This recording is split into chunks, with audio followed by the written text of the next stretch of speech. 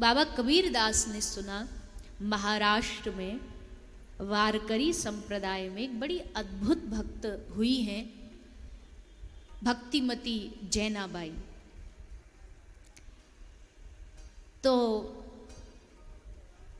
बाबा कबीर की इच्छा हुई कि मैं जैना का एक बार दर्शन करके आऊं, देख के आऊं। तो बाबा कबीर जैना से मिलने के लिए आए महाराष्ट्र। महाराष्ट्र आए, घुसे उस गांव में जहां जैनाबाई रहती थी। जैसे घुसे तो बाबा कबीर ने देखा कि बहुत सारी महिलाएं इकट्ठा होकर के जोर जोर से झगड़ा कर रही, और उसमें एक महिला विशेष है जिसकी आवाज सबसे ऊंची है, लड़ने में सबसे ज्यादा झगड़ रही है। तो बाबा कबीर ने गांव वालों से पूछा कि भैया हम तो यहाँ जैनाबाई से मिलने आए थे, पर यहाँ तो कुछ अलग ही लीला चल रही है, देखो सब आपस में यहाँ लड़ाई झगड़ा, ये कौन है महिला जो आपस में लड़ रही है? तो एक ने हंस के कहा कि बाबा जिस जैना को आप ढूंढने आए हो ना, ये जो सबसे ऊंची आवाज में लड़ रही है यही जैनाबाई। अब तो बाबा कबीर को जरा दुख लगा कि कहीं हम गलत तो नहीं आ गए, कुछ गलत तो नहीं सुना था इसके बारे में। पर फिर मन में आया, देखो भगवत रसिक, रसिक की बातें रसिक बिना कोई समझ सके नहीं। एक भक्त की बात भक्ति समझ सकता है, एक साधु की बात साधु ही समझ सकता है। वो समझ गए कि जरूर इसमें कोई रहस्य होगा। तो बाबा गए, बाबा ने जाकर के जैनाबाई से पूछा कि हे जैना, तू काय को लड़ रही है? बोले महाराज ये मेरे कुछ उपले, गाय के गोबर के, जो पंजाबी में क्या बोलते हैं उपले को? पाथी। हाँ, तो जैनाबाई कहती है मेरे कुछ पाथी उपले मैंने बनाए थे, और ये जितनी भी और महिला हैं इन्होंने उस कंडों में अपने उपलों को, पाथी को मिला दिया है। दे तो रही है। कबीर दास जी ने पूछा क्या ही तुझे कंडे नहीं? बोले दे तो रही, पर मेरे वाले नहीं दे रही, दूसरे दे रही हैं। बाबा कबीर ने पूछा पर जैना ऐसे कैसे हो सकता, तेरे कंडों पर कोई स्टैंप लगी, कोई ठप्पा लगा है? बोले हाँ, मेरे कंडों की अलग पहचान। क्या पहचान है तेरे, ऐसे क्या है तेरा उपलों में, कंडों में? तो जैना कहती मेरे कंडों की पहचान है, मेरे उपले को, मेरे कंडे को कान से लगा करके देखो। अगर कान से लगाने पर उस कंडों से विठला विठला पांडुरंगा पांडुरंगा आवाज सुनाई दे जाए तो समझ जाना ये जैनाबाई के कंडे हैं, ये जैनाबाई के उपले। कबीर ने कहा अच्छा ऐसा? ला, जैसे कंडे को कान से लगाया, देखा उन कंडों से, उन उपलों से विठल विठल विठल की आवाज आ रही है। समझ गए बाबा कबीर दास जी। भक्तों की चाल बड़ी टेढ़ी होती है, इनको पहचानना आसान नहीं। बाहर से देखने में एकदम साधारण रहेंगे, जानबूझ के रहेंगे कि दुनिया हमको पहचान ना पाए, पर जो सच्चा पहुंचा हुआ महापुरुष वो पहचान लेगा, वो उनकी पहचान कर लेगा। तो ऐसे ही श्री सुखदेव, कोई पहचान नहीं पाया, लेकिन जैसे सुखदेव जी आए गंगा के घाट शुक्र ताल में, बड़े बड़े महर्षि उनको देख के खड़े हो गए, सुखदेव जी को आसन पर विराजमान किया। और तब वर्यानेशुते प्रश्न कृतो लोक हितम नृप आत्मविद सम्मतः पुंसाम श्रोतव्यादिषु यः पर। श्री सुखदेव जी ने कथा सुनाना आरंभ किया। श्री सुखदेव जी महाराज भगवान के नाम की महिमा को यहाँ सुनाते हैं।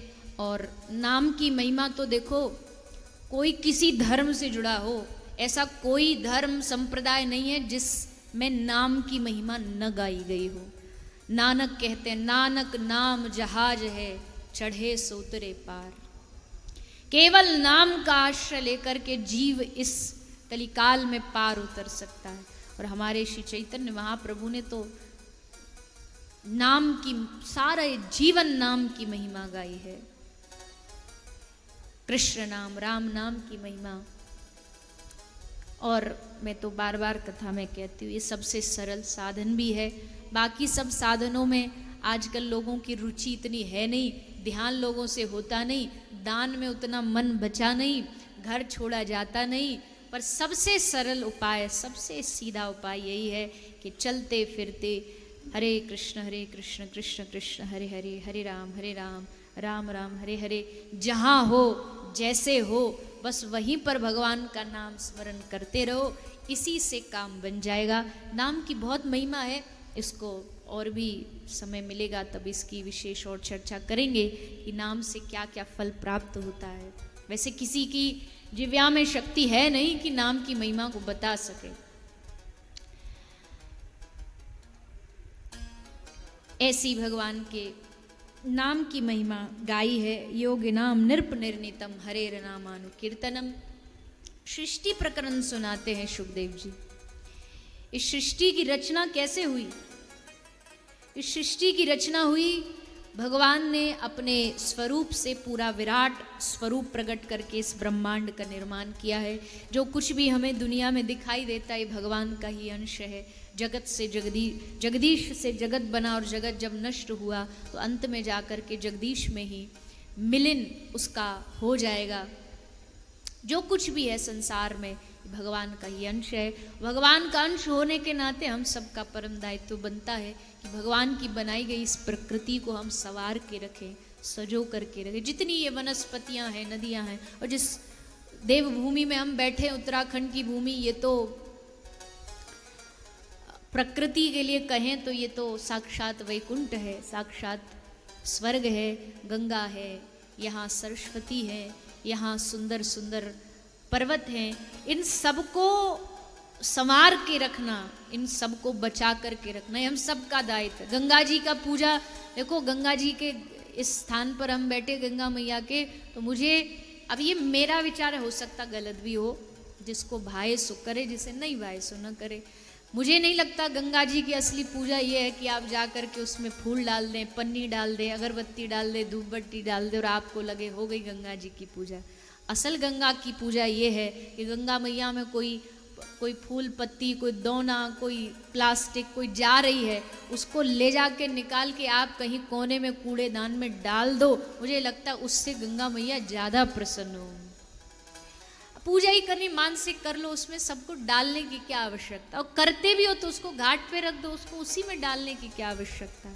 ये धरोहर है हमारी, गंगा यमुना सरस्वती कावेरी नर्मदा, ये नष्ट हो जाएंगी तो वे भारत नहीं है। भारत की पहचान कोई बड़ी बड़ी बिल्डिंगों से नहीं है, भारत की पहचान यहाँ की धरोहरों से। ये खत्म हो गई तो हमारा हक नहीं रहेगा कहने का कि सारे जहाँ से अच्छा हिंदुस्तान हमारा। भारत धन्य ही इसलिए है क्योंकि भारत की ये धरोहरें उसे धन्य बनाती है। केवल दुनिया में भारत एक ऐसा देश है जो नदियों को माँ कहता, गंगा मैया, यमुना मैया, भारत माता, गौ माता, गैया मैया। कौन कौन इस दुनिया में है जो गाय को माँ मानता, पर भारत वालों ने ये भाव दिया कि गावो विश्वस्य मातरः, गाय विश्व की माँ है, गाय हमारी माँ है। लेकिन माँ कहने के बाद भी फिर उस गौ माता की अगर ये दुर्दशा होती है तो इससे बड़े कष्ट की बात हम भारतीयों के लिए और कोई नहीं हो सकती। मुझे लगता है हर पूजा, हर पाठ, चाहे वो आप जिनको भी मानते हो आराध्य, उनकी पूजा तभी फलीभूत होगी क्योंकि जितने भी हमारे भगवान देवी देवता हैं सब ने गाय को आराधा।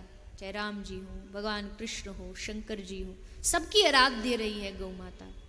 33 कोटि देवी देवताओं का जिनमें वास है, वो गाय अगर आज एक एक तिनके के लिए मोहताज सड़कों पर कचड़ा खा रही है, इससे बड़े दुख की बात हम सनातनियों के लिए कोई हो नहीं सकती।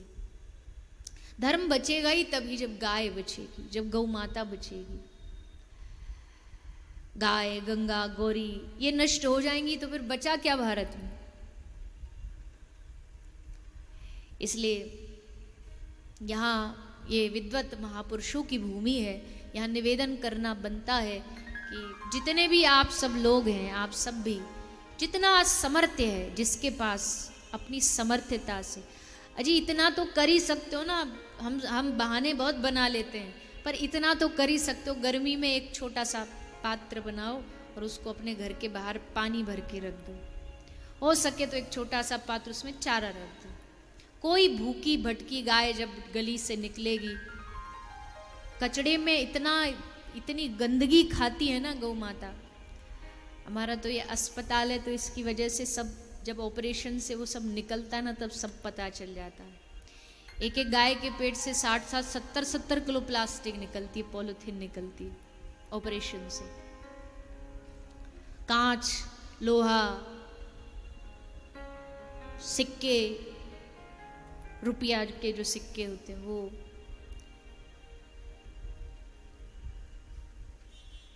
किसान देखो, किसान को अपनी खेती की रक्षा करना वो उसका धर्म है, उसका दायित्व है, पर क्रूरता इतनी ज़्यादा ना हो जाए कि जिससे कई बार जब खेत में गाय इत्यादि घुस जाती हैं, लोग भाला मार देते हैं।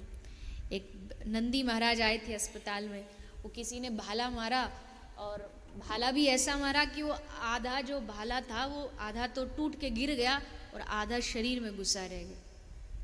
और पता नहीं कितने समय से वो ऐसे ही उसको अपने शरीर में घुसा हुआ घूम रहे। फिर उनको लेके आया गया, ऑपरेशन से पूरा भाला शरीर से निकाला गया। कई लोग खेत में गाय को भगाने के लिए, डराने के लिए गोली मार देते। एक महाराज जी गाय आई थी, उस गाय को किसी ने, पता नहीं, वो शायद ट्रक में भर के ले जा रहे थे, कसाई जो होते हैं, तो उसको उसमें ले जाने के लिए उन्होंने गाय को एक गोली मारी। और गोली गाय के जो गलकंब होता है, जो गाय का, देसी गाय का जो गर्दन होती है, तो उसमें से पार होकर के गई। और कहते हैं ना कि जाको राखे साईं मार सके ना को, तो गाय के गोली एकदम आर पार हो गई। और जो उसका नर्व जो होती है, नस जो होती है, उससे थोड़ा नीचे, अगर थोड़ा आगे पीछे हो जाती तो प्राण नहीं बचते। एक गोली मारी, वो जैसे तैसे बच गई। पता नहीं कौन क्रूर व्यक्ति, मानव होकर के राक्षस जैसी प्रवृत्ति, उसने उसी गाय को फिर दोबारा दूसरी गोली मारी पैर में। और भगवत कृपा से वो गोली भी पैर से उसके हड्डी के बीचों बीच से निकल करके चली गई। जब बाद में उसका आके एक्सरे किया गया तो डॉक्टर ने बताया कि कहाँ से गोली पार। 2 गोलियों से वो गाय बची। जब अस्पताल आई तो कुछ दिन तक तो उसने कुछ खाया पिया नहीं, उसको ग्लूकोज पे रखा गया। धीरे धीरे वो खाने पीने लगी, फिर स्वस्थ हो गई। स्वस्थ होकर फिर उसने एक बच्चे को, शायद बछिया थी, उसको भी जन्म दिया। तो कितनी क्रूरता, देखो कितनी क्रूरता कि एक गाय पर इतना अत्याचार। भारत जैसे देश में कल पूज्य महाराज श्री आए थे, आप श्री नाम ले रहे थे, इतने अद्भुत महापुरुषों जिन्होंने अपनी जान की बाजी लगा करके गौ माता की रक्षा की है। परम शुद्धे प्रातः स्मरणीय श्री करपात्री जी महाराज, ऐसा मैं तो, मेरा तो तब जन्म भी नहीं हुआ, पर पढ़ा है, महापुरुषों के मुख से सुना है। हजारों महापुरुष संत जा करके दिल्ली में संसद के बाहर बैठ गए, जब तक गाय हमारी राष्ट्रमाता घोषित नहीं होगी नहीं उठेंगे यहाँ से। पर क्या करें, निहत्ते निर्दोष बैठे हुए संतों पर उस समय की सरकार ने आक्रमण कर दिया, गोलियां चला दो ऐसा आदेश दे दिया गया। सैकड़ों संतों ने, निर्दोष संतों ने गौ माता की रक्षा में प्राण गंवा दिए। लेकिन उनके प्राणों का बलिदान अब खाली नहीं जाना चाहिए। सबको हर एक शहर में भगवत कृपा से इतना तो है ही है कि हर एक शहर में गौशाला होती है, कहीं छोटी है कहीं बड़ी है। वहाँ जाइए, वहाँ नियम बना करके जाइए, वहाँ बच्चों को ले जाइए, जन्मदिन वहाँ मनाइए, अच्छे अच्छे उत्सव वहाँ मनाइए। शादी में आजकल देखो भव्य शादियाँ होती है, करोड़ों रुपया खर्च होता है। एक एक खाने की जो प्लेट होती है सैकड़ों रुपया की होती है। उसमें भी तथाकथित सभ्यता ये कहती है आधा खाओ आधा छोड़ो, तो आधी प्लेट में से 2-4 खाएंगे, छोड़ के चले जाएंगे, वो डब्बा में जाके डल जाता है। इससे अच्छा तो आप देखो, मैं ये कह दूँ मत करो तो मेरी बात कोई नहीं मानेगा, सब करेंगे अपनी मन मर्जी। करो, आपके पास सामर्थ्य है तो करो। और उसके साथ साथ ये ध्यान रखो कि जितना आप धन उसमें खर्च करते हो उसका दशांश जा करके किसी गौशाला में गाय का भंडारा कर दो, गाय को दलिया खिला दो, गाय को चारा खिला दो। बहुत सारे यहाँ पंजाब से लोग, आप किसान भी हैं, खेती इत्यादि भी करते हैं, आपके पास कुछ नहीं, भूसा है, वो जा करके गाय को प्रदान करते होंगे आप, ऐसा नहीं नहीं करते, पर सबको, हर एक व्यक्ति को मिल करके जब ये कदम से कदम, बूंद से घड़ा भरता है, तो ये प्रयास जब हम करेंगे तब जा करके गौ माता की रक्षा होगी। तो भगवान के स्वरूप से सृष्टि का निर्माण हुआ, सृष्टि का सृजन हुआ। इसके बाद सृष्टि प्रकरण सुनाया श्री सुखदेव जी ने। भगवान के मन से महतत्व, महतत्व से तीन अहंकार, सतोगुण, रजोगुण, तमोगुण प्रकट हुए, उनसे सृष्टि आगे बढ़ी। भगवान की नाभि से ब्रह्मा जी प्रकटे, ब्रह्मा जी ने सृष्टि को आगे बढ़ाया। इसी प्रसंग में श्री सुखदेव जी महाराज महाभारत में लेके जाते हैं, महाभारत के उस प्रसंग में लेके जाते हैं जहाँ दुर्योधन विदुर जी का अपमान करता है और विदुर जी घर को, राज्य को त्याग के एक छोटी सी कुटिया बना के उसमें भजन करने लगते हैं। भगवान शांति दूत बन के आए और दुर्योधन के पास, दुर्योधन को समझाने के लिए, पर उसकी बुद्धि में बात नहीं बैठी। कहा बिना युद्ध के एक सुई बराबर भूमि भी मैं नहीं देने वाला। भगवान ने सोचा अब इसको समझाने से कोई लाभ नहीं, भगवान जाने लगे। दुर्योधन ने कहा प्रभु भोजन करते जाना, भगवान ने कहा ना ना ना, हम ऐसे ही थोड़ी किसी का खा लेते हैं, हम भाव के भूखे, जो भाव से खिलाएगा उसका खाएंगे, तेरे भीतर भाव है नहीं। तो इसलिए भगवान वो भूमि छोड़ करके सीधा विदुर जी के घर गए। विदुर जी घर पर नहीं थे, विदुरानी घर पर अकेली थी। जैसे भगवान आए, जैसे श्री विदुरानी जी ने भगवान को देखा, स्तब्ध रह गई, समझ नहीं आया क्या करूं, क्या स्तुति करूं, कि वंदना करूं, क्या खिलाऊं, क्या पिलाऊं, कुछ होश नहीं रहा और बैठी रही। जब भगवान ने कहा कि हे विदुरानी जी, हे चाची जी, कुछ भोजन प्रसादी पवाओ, तो भीतर से केला लाई और केला लेकर के गिरी को बाहर फेंकती गई और केला का छिलका भगवान को पवाती गई और भगवान बड़े आनंद से उसको पाते गए। ये देखो, ये जो भागवत है ना, ये भगवान के प्रभाव की कथा नहीं है, ये भगवान के स्वभाव की कथा।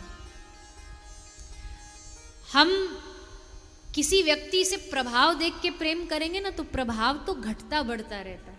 आज प्रभाव है, कल को नहीं रहेगा। कुर्सी हमेशा थोड़ी रहती है, एक दिन तो कुर्सी जाती है, प्रभाव खत्म हो जाता है, तो फिर वो भूतपूर्व हो जाते हैं, फिर आगे पीछे जो चलने वाले वो कम हो जाते हैं। प्रभाव देख करके प्रेम नहीं, स्वभाव देख के प्रेम करना चाहिए। भागवत भगवान का प्रभाव नहीं बता रही कि ये बड़े वैकुंठपति हैं, ये बड़े वैसे नहीं, ये भागवत भगवान का स्वभाव बता रही है कि देखो, छिलका भी खिलाओगे ना तो ये बड़ी रुचि से खाएंगे, और इसी स्वभाव से भगवान से प्रेम होता है। तो भगवान ने आज अपना स्वभाव यहाँ विदुरानी के माध्यम से दिखाया। प्रसंग बहुत प्यारा है, पर हम आगे बढ़ेंगे संक्षेप में सुनते हुए।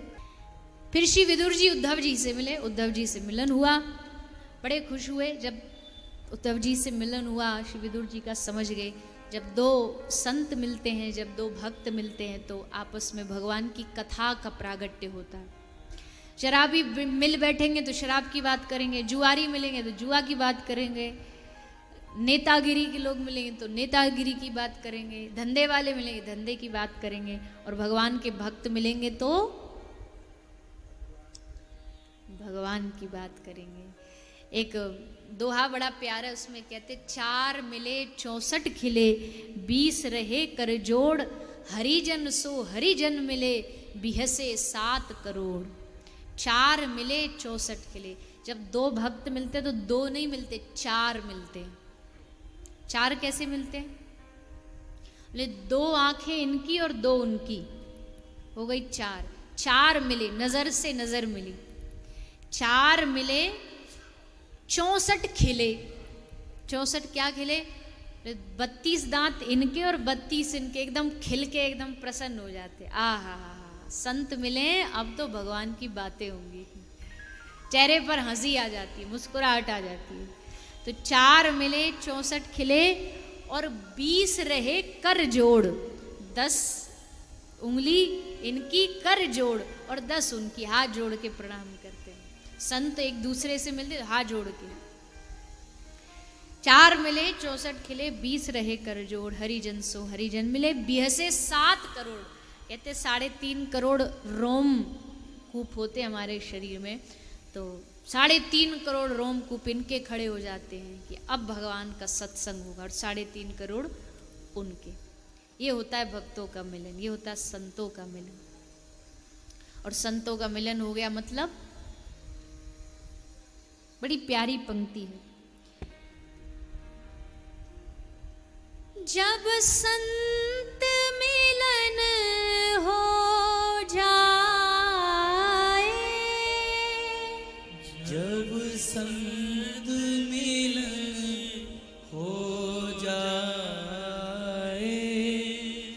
जब संत मिलन हो जाए, जब संत मिलन हो जाए,